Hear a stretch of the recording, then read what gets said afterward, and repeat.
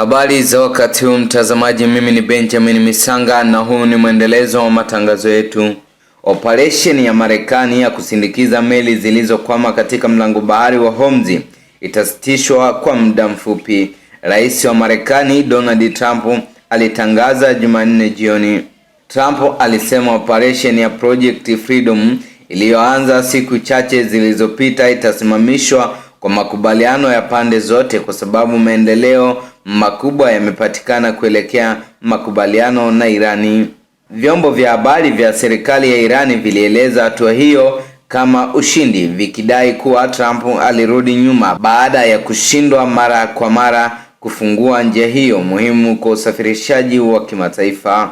Tangazo la Trump lilikuja wakati waziri wa mambo ya nje Marco Rubio alisema kuwa operation ya awali ya Marekani na Israeli dhidi ya Irani, Operation Epic Fury, imekamilika baada ya kufikia malengo yake.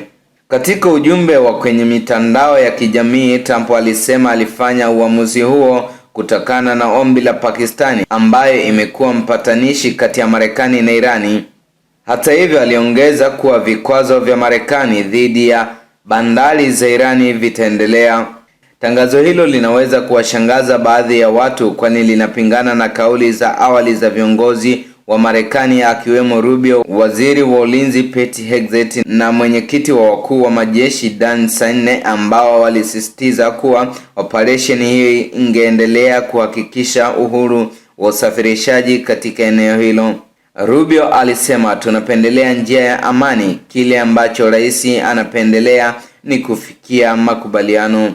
Kwa sasa hatua itakayofuata haijulikani wazi. Serikali ya Marekani ilikuwa imesisitiza kuwa Project Freedom ni kampeni tofauti ya vikwazo vya kiuchumi ambavyo vina lengo kushinikiza Irani.